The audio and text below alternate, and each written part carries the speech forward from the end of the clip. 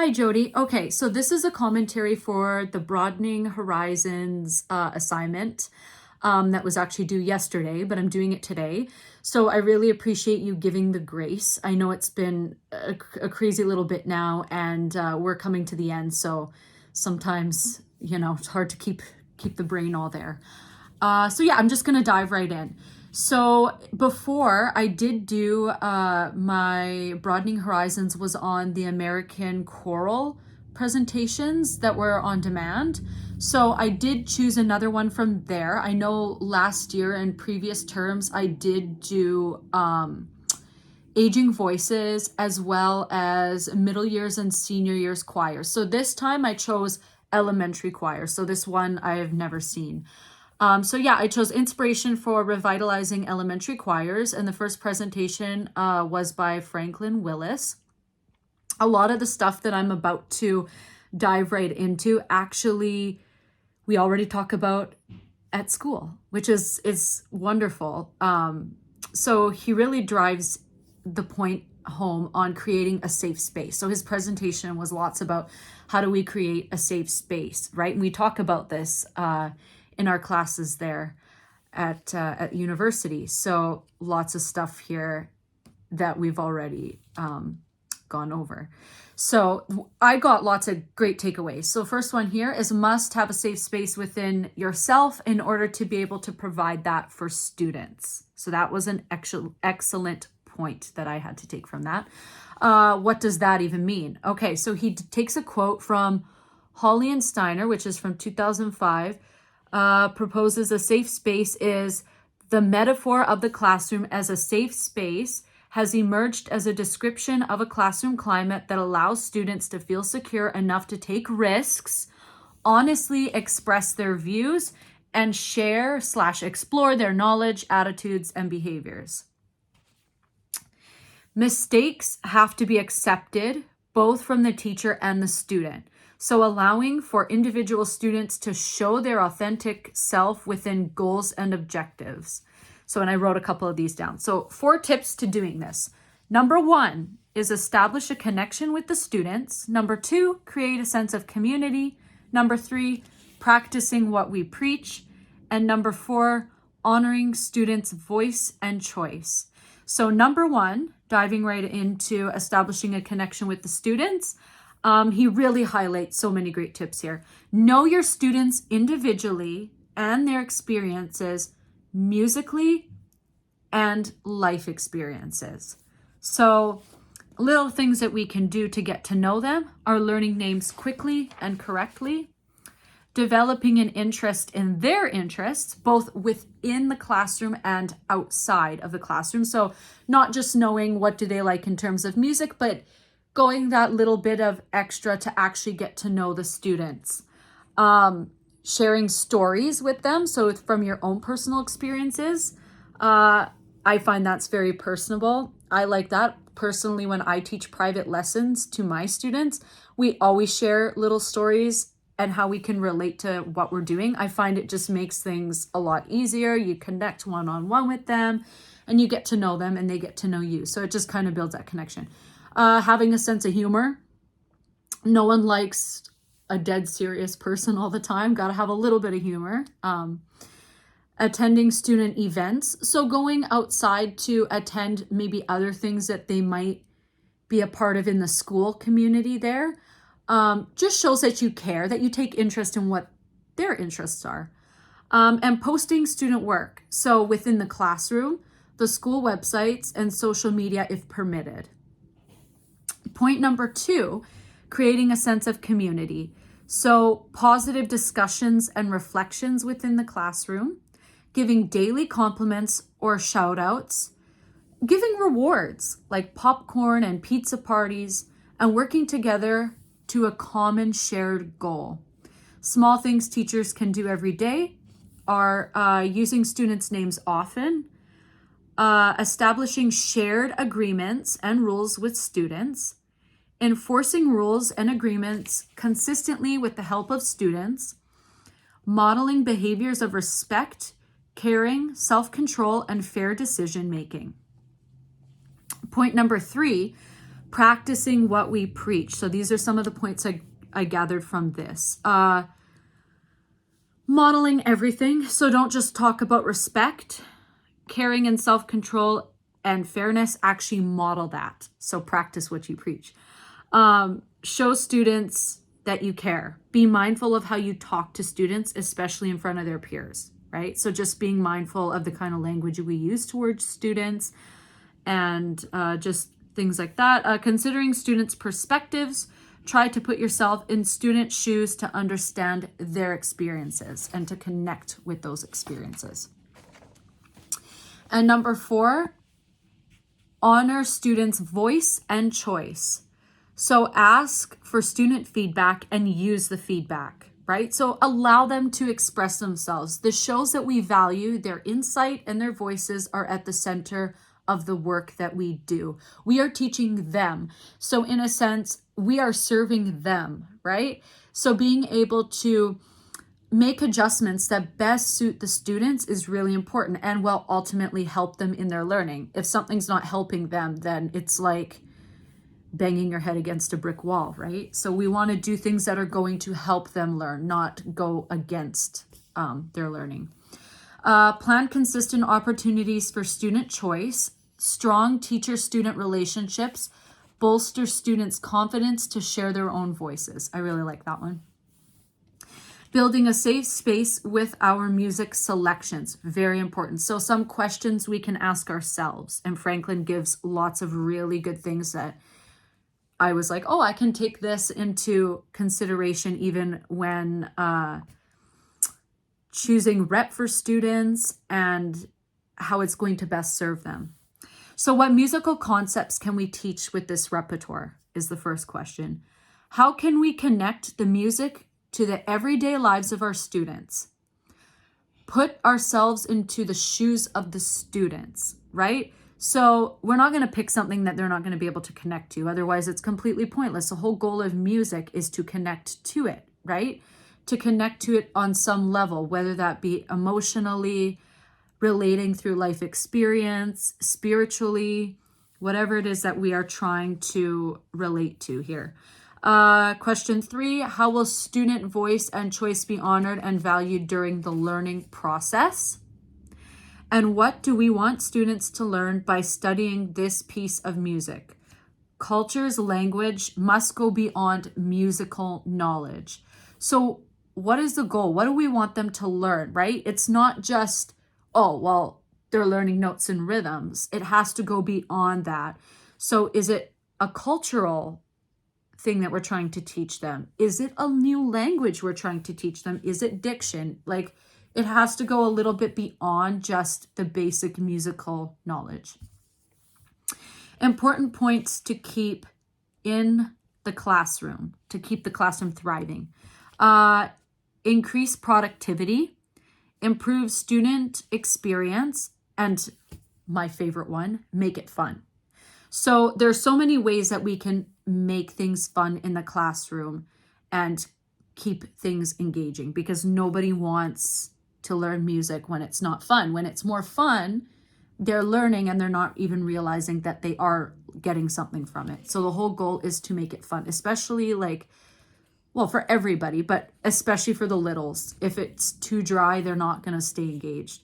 More points to support creating a safe space, embracing change. So with students and within ourselves, exploring, giving students the opportunity to explore their feelings and identity in the music classroom. So music, and this is why I love music, is because it's not a one size fits all. We are all human beings, right? So music connecting to humans is very different for everybody. And so I think it's important to establish that from early on by allowing the students to explore how music makes them feel, explore their connections, and allow them to create their own identity, and how they identify around music is super important, because it's not going to be the same for everybody. All right, and encouraging. So encouraging new stories, new perspectives, new experiences, and new ideas. And then I got, we're going to move on here to presentation 2, because there was 2 presentations within this whole video. So what is nice is in Maria Ellis's elementary choir, the remix presentation, there's some similar, actually quite a bit of similar material to Franklin's. So I'm going to try to keep this part short, but here's a couple points that I found were pretty interesting that I can take with me in my teaching. Connect to the why we sing. So I think it's very important to always go back to why are we doing this, rather than this is just how it is, repeat after me, and you just do it because it's a class. No, when we go into music, there's some sort of connection to it from the beginning. So always reminding ourselves and going back to that, why are we doing this? What's our purpose behind doing this is super important. Because even I think in the faculty of music, sometimes for me at least, I would forget the reason why I started singing, right? Why do I sing? What's the reason behind it, right? And so it's very easy in our education to lose that why, and just simply do it for the reason why that we started, right? Other than just, well, this is how it is and we got to just do it that way, right? So always never forgetting the why we started in the first place. Super important. Sing to your students anything before warming up. Then ask questions about the song. If they can't answer, sing it again to them. So I really like this. So Maria was talking about how she would sing Miss Mary Mac to her students. And she would ask them, what's the color of the dress that she's wearing? And if they couldn't answer, she would sing it again and ask them, and they'd be able to get it. And eventually they would start singing it with her as well. So incorporating this to a warm-up and by singing for them and with them helps build the relationship. So how it goes back to what Franklin was saying. Important to establish relationships. So 1, what music do they like to listen to, right? So ask them, what kind of music do you like to listen to? Get to know their genre. What's their favorite song? And take note of that. Actually, physically take note. Write it down. For establishing relationships, do icebreaker games. So I really like this. I've heard of this before, but I think it's a very effective tool. Getting to know everyone's names and having them share something about themselves. And another important one, pronouncing the names correctly and writing them down if you don't. So taking initiative to get to know your students and actually know their names is super important. They must know each other, especially if they are singing together. The choir is a collective team, so it has to be, it's all a team effort, right? So being able to know one another, right? The purpose of being in choir is to be in harmony with one another. Using trendy and catchy songs or the songs that you wrote down, make sure it's school appropriate though, in the warm-ups gets them excited and engaged. So they will be surprised that you actually paid attention to their favorite songs. Rotate a new one every class or every few classes. I thought that this was really nice because it does show that you're actually paying attention to the students and what they like.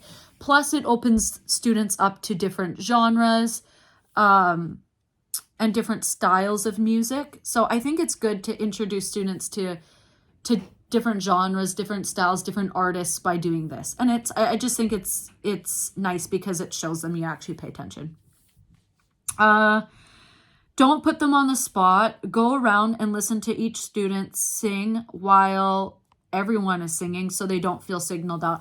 I really like this because I'm not somebody that likes to be put on the spot. I'm just kind of like in my shell and I keep to myself. And I've always been that way, except when I'm on the stage.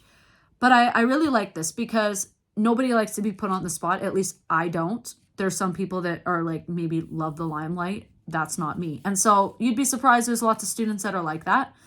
So I really like that idea of having everybody, so teachers start singing, students join in, and then Keep having the students sing the same thing over and over, and go around and listen closely to each student singing so that you get a chance to hear their voice and hear where they're at, and being able to know, okay, well, what parts could they sing? You know, maybe Jenny's an alto, maybe Lindsay's a soprano, little Frankie is, I don't know, a bass.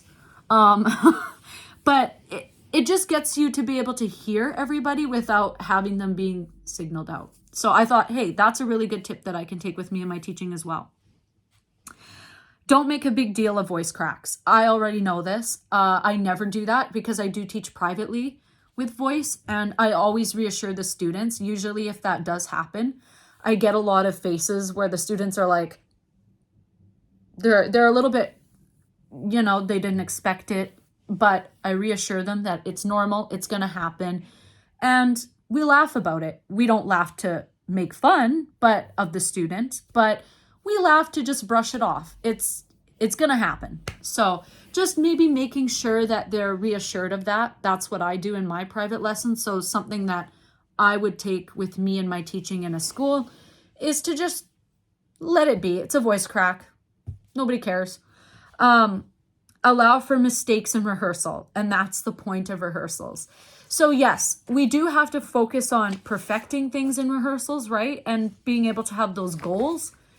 But a rehearsal is a safe space to be able to explore, make music, make art, try things that work, try things that, you know, fix things that might not work, make changes. That's the point of a rehearsal. So super important, allowing for mistakes to happen. And I do that even in my own private lessons. I allow my students to make mistakes. It's exploring. It's a voice lesson. It's not a performance. So allowing them to feel comfortable with that and knowing that mistakes are okay.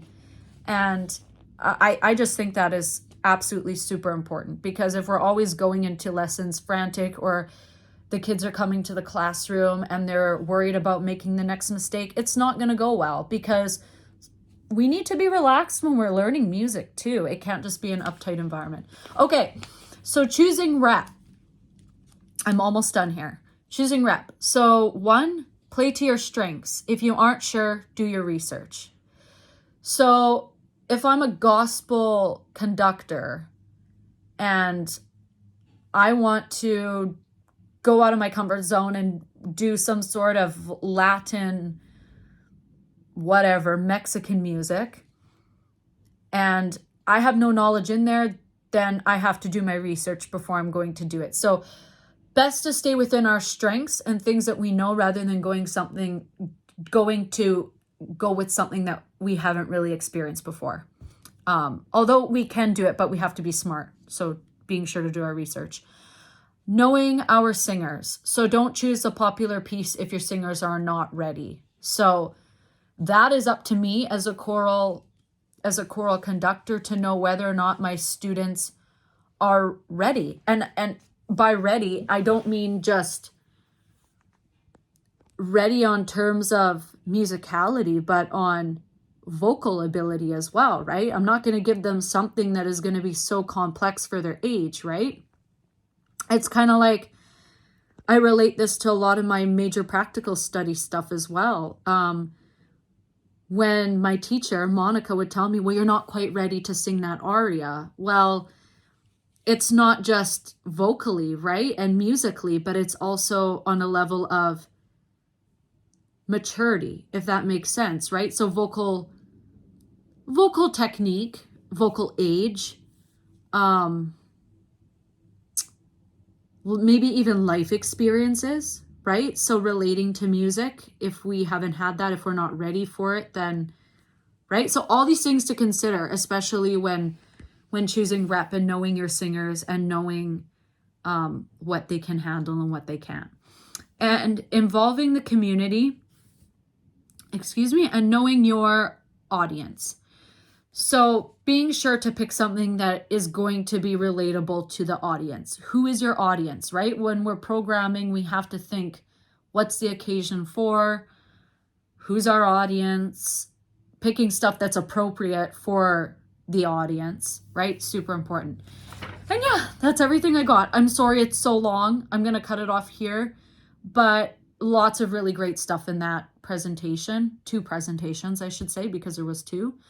But lots of stuff that I can take with me, and I have my notes. So this is wonderful.